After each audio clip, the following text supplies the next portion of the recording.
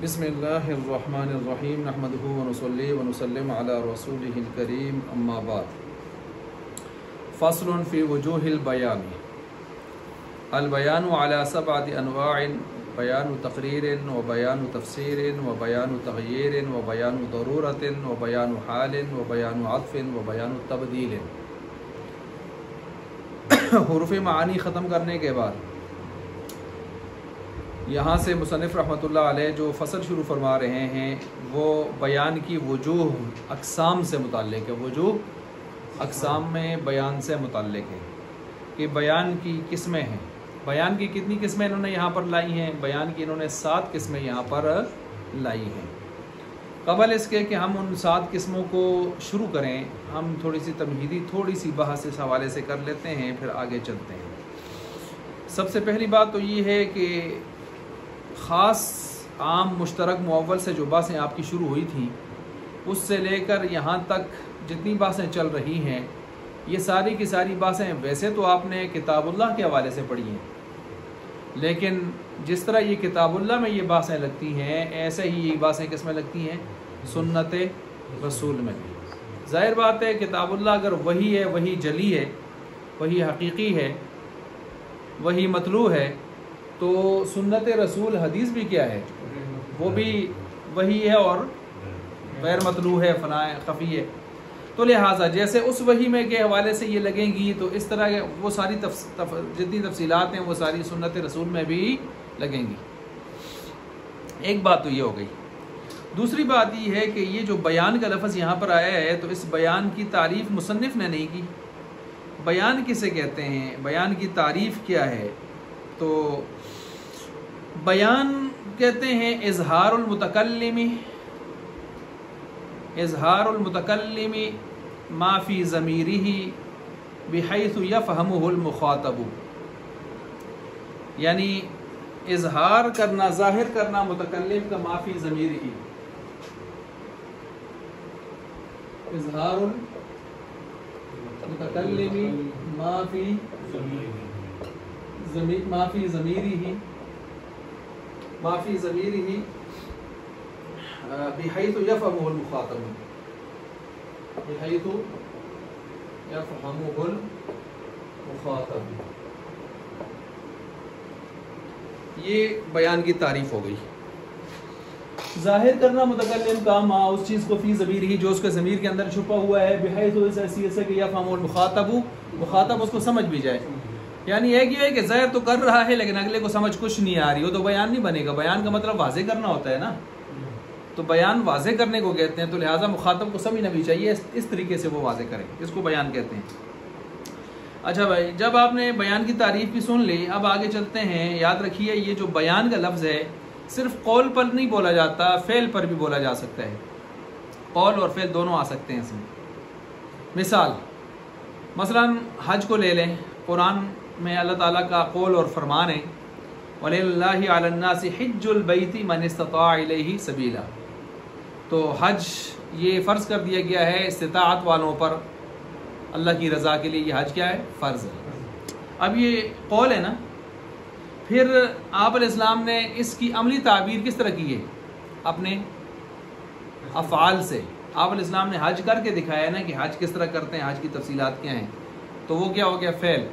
تو گویا جو قولی چیز آئی تھی اس کا بیان آگے کی صورت میں ہوا ہے؟ فعلی، فعل رسول، عمل رسول سے ہوا ہے، اور آپ علیہ السلام کے قول سے بھی ہوا ہے، یعنی اس کی طرف ترغیب دی گئی ہے اور باقاعدہ قول سے بیان بھی کیے گئے ہیں۔ خذوا عنی مناسککم، لو مجھ سے اپنے مناسک حج وغیرہ یہ چیزیں، اس کی عبادات، اس کے مناسک جو ہیں حج کے، وہ مجھ سے لو۔ اسی طرح آپ لے لیں اقیم الصلاۃ، نماز قائم کرو، یہ اللہ کا فرمان ہے۔ اب نماز کیسے قائم کریں؟ اس کا بیان چاہیے نا، نماز کیسی ہونی چاہیے، کتنی رکعتیں ہوں، کس کس وقت پڑھی جائیں، تو یہ بیان سارا آپ علیہ السلام نے اپنے عمل سے کر کے دکھایا۔ جبریل امین تشریف لائے 2 دن، انہوں نے آ کے 2 دنوں میں آپ کو اول آخر وقت میں نمازیں آپ کو پڑھائیں اور فرمایا جاتے ہوئے کہ یہ ان 2 وقتوں کے درمیان میں آپ کی نمازوں کا کیا ہے؟ ٹائم ہے۔ تو یہ دیکھیں عمل رسول سے یا عمل سے اس چیز کو واضح کیا گیا، بیان ہے۔ اور پھر آپ علیہ السلام نے زبان سے بھی فرما دیا صلو کما رأیتمونی اصلی۔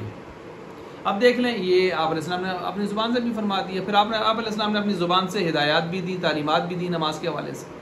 تو کیا خلاصہ نکلا بھائی کہ بیان جس طرح قولی ہو سکتا ہے ایسے فعلی بھی ہو سکتا ہے. اس تفصیل کے جاننے کے بعد اب ہم چلتے ہیں جی کتاب کی طرف.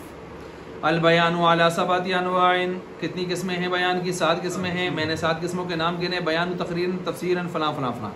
سب سے پہلے والے کو لے لیں، اما الاول، سب سے پہلے والے کو لے لیں. اچھا، یہ بیان تقریر جب سب سے پہلے ہم نے لیا ہے تو بیان تقریر یہ اس کو کہتے ہیں اضافت بیانیہ منیہ.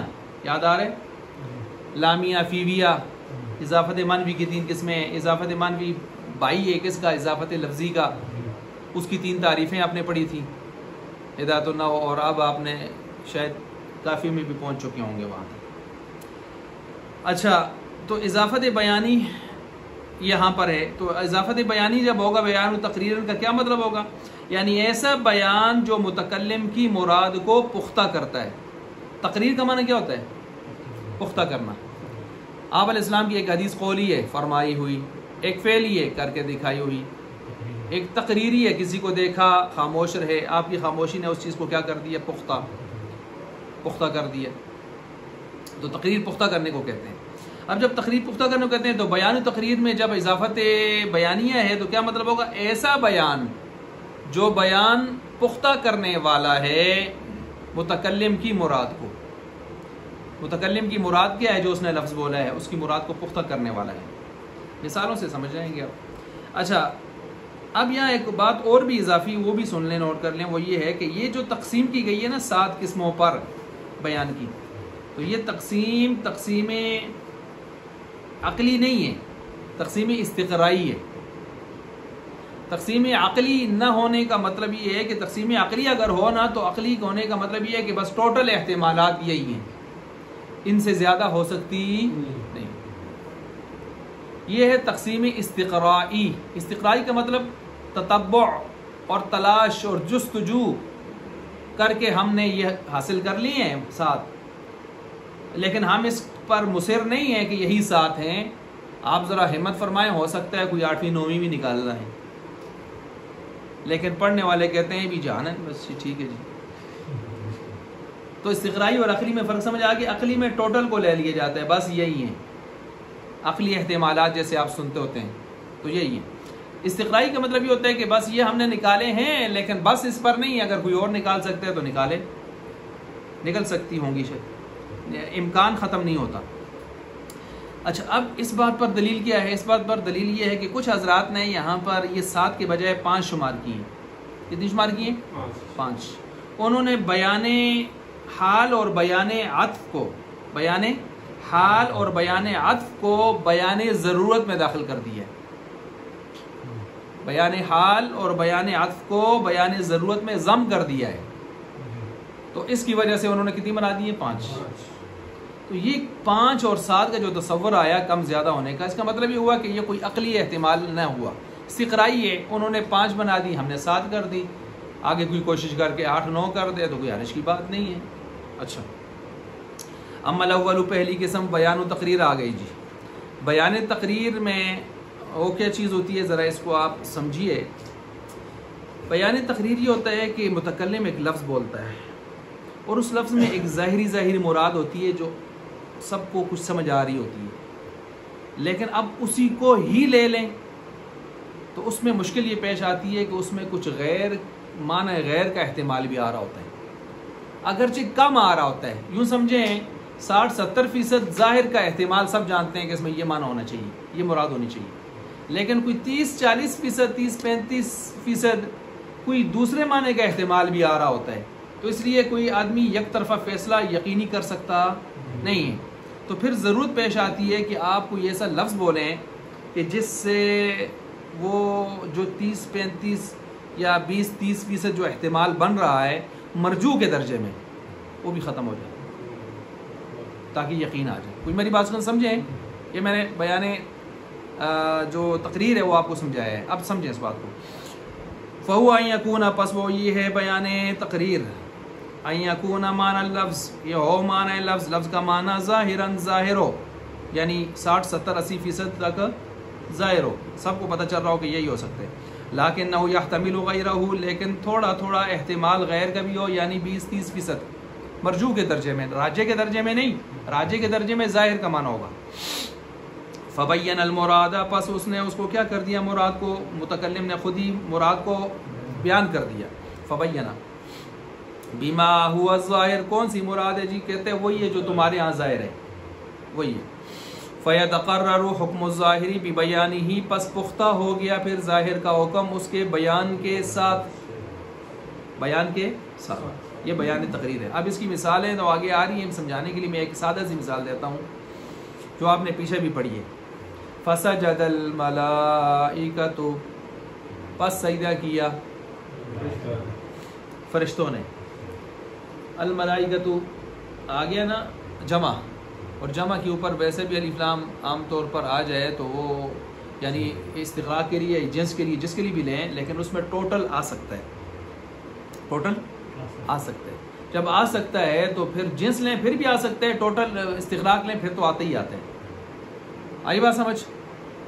تو فرشتوں نے سجدہ کیا. الف لام عہد خارجی تو ہے نہیں ہے کہ خاص فرشتوں نے سجدہ کیا. میں نے کیا کہا؟ عہد خارجی نہیں ہے، استغراقی یا جنسی لے لیں. اب جب ایسی صورت ہے تو پھر پہلے سے سب کو پتہ ہے یار، فرشتوں کا جب ذکر ہوا ہے اور کوئی قید ساتھ نہیں ہے اور الف لام بھی بتا رہا ہے کہ سب نے کیا ہوگا، اور ویسے بھی فرشتوں نے کیا ہے تو فرشتوں کا لفظ آیا ہے، تو کون سے سب فرشتوں کا یار جو سجدے سے پیچھے رہا ہوگا؟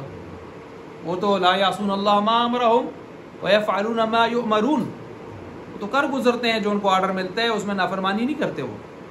تو پھر کیا ہوگا؟ تو اب ظاہری معنی یہی آ رہا ہے 70-80% کہ سب نے کیا ہوگا، لیکن تھوڑا تھوڑا کھٹکا بھی پیدا ہو رہا ہے، شاید کہ سب نے نہ کیا ہو، شاید کہ الملائکہ میں کوئی الف لام عہد خارجی لے لیا ہو، تو تھوڑے تھوڑے کچھ فرشتے تھے انہوں نے کیا ہے.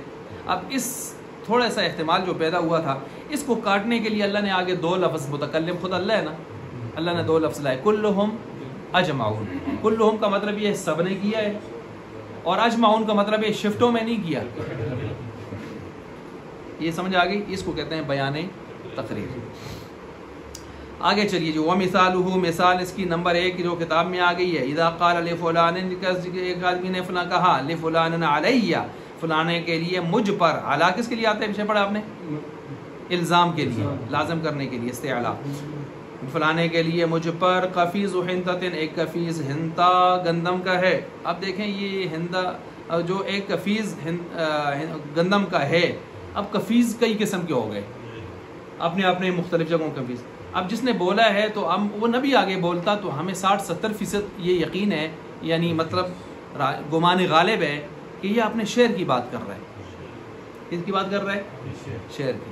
لیکن تھوڑا سا یہ بھی ہو رہا ہے، ہو سکتا ہے یہ کسی اور شعر کی بات کر رہا ہو، کیونکہ اس کا کاروبار پنڈی میں بھی ہے، اس کا کاروبار بار یورپ میں بھی ہے، ادھر ادھر ہے، شاید ادھر کی بات کر رہا ہو. تو آگے اس نے خود ہی کہہ دیا بقفیز البلدی، اسی شعر. ٹھیک ہو گیا جی؟ اچھا، او الف من نقد البلدی، یا فلانے کے لیے مجھ پر 1000 ہیں. اب 1000 تو کرنسی ہے. اب غالب گمان کیا ہے؟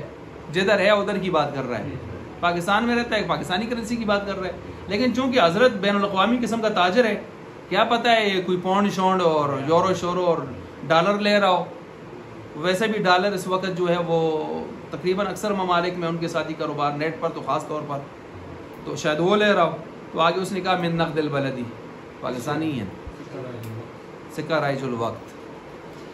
تو اب یہ دیکھیں بیان تقریر. فإنه يكون بیان تقریر، پس یہ ہو گیا بیان تقریر. لأن المطلق، اس لیے وجہ سے کہ جو مطلق ہے، کان محمولا، وہ محمول ہوتا ہے علی قفیز البلدی. وہ چیز آپ مطلق جب بولے ہیں تو ویسے بھی اس کو کس پر محمول کیا جاتا ہے؟ اسی شعر کے مروج سکہ ان چیزوں پر. ونقدی، اور اس کے شعر کی جو نقدی ہے اسی پر. ما احتمالی ارادت الغیر، نکا احتمال، تھوڑا تھوڑا احتمال غیر کا بھی رہتا ہے. فَإِذَا بَيَّنَ ذَلِكَ، پس اب جب اس نے بیان کر دیا، فَقَدْ قَرَّرَهُ بِبَيَانِهِ، پس اس نے اس کو اپنے بیان کے ساتھ پختہ کر ڈالا کہ یہی ہے. وَكَذَلِكَ، سے دوسری مثال شروع ہو گئی. لو قال، اگر اس نے کہا، لِفُلَانٍ عِنْدِي، میرے لیے فلاں کے لیے میرے پاس. اچھا دیکھیں یہاں پر علیہ نہیں کہا، کیا کہا؟ عندی.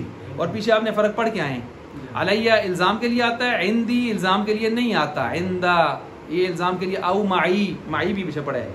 یہ تو امانت شانت کو بتاتا ہے کہ ہمارے کو فلانی دی امانت رہی دی ہے، فلانی دی چیزیں پہ دی، میرے اوپر قرض کے طور پر لازم نہیں ہے، یہ چیزیں بتاتا ہے. یہ پڑھے پیچھے نا. وَكَذَلِكَ لَوْ قَالَ لِفُلَانٍ عِنْدِي أَلْفٌ، میرے لیے میرے پاس جو ہے فلانے کے لیے 1000 ہیں. اب 1000 ہیں تو یار 1000 قرضہ تو نہیں ہو سکتا کیونکہ علیہ نہیں کہا، لیکن ہو سکتا ہے امانت ہو سکتا ہے کہ امانت اور ودیت میں بھی تھوڑا سا فرق بازوں نے کی ہے. آپ کے پاس کچھ چیز آدمی آ کے رکھتا ہے، رہو جی میں آنا جی فطر کو کینسر، ایک یہ بھی ہے نا امانت. اور ایک امانت یہ بھی ہے کہ اب آؤ چادریں فلانی جو اٹھ رہی ہیں تو اس نے بڑے پہ آ گئی. ہاں جی یہ بھی کیا امانت ہی ہے نا، لیکن ایک شے تو کو حالی گئی ہے، ایک آپ آ گئی ہے جی. بہرحال اس طرح کی چیزیں بعض نے اس میں فرق کیا ہے امانت اور ودیت کے لحاظ سے، لیکن حکم کے اعتبار سے دونوں ایک ہی ہیں. اب امانت ہے یا ودیت ہے یا یہ وصیت ہے یا یہ پتہ نہیں کیا کہتے ہیں، اس کے علاوہ کوئی اور صورت ہے، کس طرح ہے یہ، یا کچھ غصب چھین کے اپنے پاس رکھا ہوا ہے، غصب کیا ہوا ہے. تو آگے کہتے ہیں ودیعۃ، امانت ہے جی. تو اس یہ بیان تقریر بن گیا. اب عندی ویسے بھی بتا رہا تھا کہ عندی زیادہ تر کس کے لیے آتا ہے، امانت کے لیے. 70-80% پتہ چل رہا تھا، لیکن 20-30% احتمال ادھر کا تھا جی، اس نے کاٹ دیا. فَإِنَّ كَلِمَةَ عِنْدِي، پس بے شک عندی کا جو کلمہ ہے، كَانَتْ بِإِطْلَاقِهَا، اپنے اطلاق کے ساتھ دیکھیں تو تفید الامانہ، یہ فائدہ ہی امانت کا دیتا ہے. ما احتمال ارادت الغیر، لیکن نکاح احتمال غیر کا بھی ہوتا ہے. فَإِذَا قَالَ وَدِيَةً، جب اس نے ودیتاً کہہ دیا، فَقَدْ قَرَّرَ حُکْمَ الظَّاہِرِ بِبَيَانِهِ، پس تحقیق اس نے ظاہر کے حکم کو پختہ کر ڈالا اپنے بیان تقریر سے. ٹھیک ہو گیا جی. تو کہ یہ غصب شصب اور سمن شمن اور دیگر بقایا جات میں سے نہیں ہے، بلکہ یہ کیا ہے، ودیت ہے. ودیت اور قرض میں نے آپ کو پیچھے فرق بتایا تھا، ودیت امانت اور قرض میں. مثلا قرض میں یہ ہوتا ہے کہ جو چیز آپ نے قرض لی ہے، آپ سے جیسے کیسے بھی ہو، خدا نہ خاصا ضائع ہو گئی، لگ گئی، کچھ بھی، آپ دینے کے پابند ہیں. ٹھیک ہے جی، تو آپ دینے کے کیا ہے، پابند ہیں. لیکن ودیت میں ایسا نہیں ہے. ودیت امانت میں اگر آپ کی غفلت سے ضائع ہوئی ہے تو آپ دینے کے پابند ہیں. اگر ویسے قدرتی طور پر آفت آ گئی، آپ دینے کے پابند نہیں ہیں، آپ دینے کے پابند نہیں ہیں اس لحاظ سے. اچھا اسی طرح جو ہے یہ تو ہو گیا امانت اور ودیت کا مسئلہ. یہی مسئلہ اس میں ہم دیکھیں نا، پرائز بانڈ کے حوالے سے بھی یہی چیز چل رہی ہوتی ہے. تو پرائز بانڈ کے حوالے سے اگر آپ دیکھیں اس میں بھی یہ چیز چل رہی ہے. لوگ پوچھتے ہیں مثلا جی فلاں کہتے ہیں یہ اس میں نہ غرر ہے، نہ جوا ہے، نہ اس میں اس طرح کی چیزیں ہیں، تو یہ کیسے ناجائز ہو سکتا ہے. تو اس میں اصل بنیادی چیز یہی ہوتی ہے کہ بھائی جو ہم رقم اس کو دیتے ہیں، پرائز بانڈ کی رسید لیتے ہیں، یہ رقم آپ بینک کو دے رہے ہیں کس حساب سے دے رہے ہیں، امانتاً ودیتاً دے رہے ہیں یا قرض دے رہے ہیں. ذرا پہلے اس جہت کو متعین کریں. تو اب کوئی کہے جی یہ تو امانتاً اور ودیتاً آپ دے رہے ہیں، تو یہ تو غلط ہے. اس لیے کہ بینک سے اگر وہ چیز ضائع ہو جائے تو اس کی غفلت کے بغیر تو آپ پھر بھی لینے کے اور وہ دینے کے پابند ہیں یا نہیں ہیں. اس کا مطلب یہ ہے کہ یہ امانت دی ودیت نہیں ہے، یہ قرض ہے.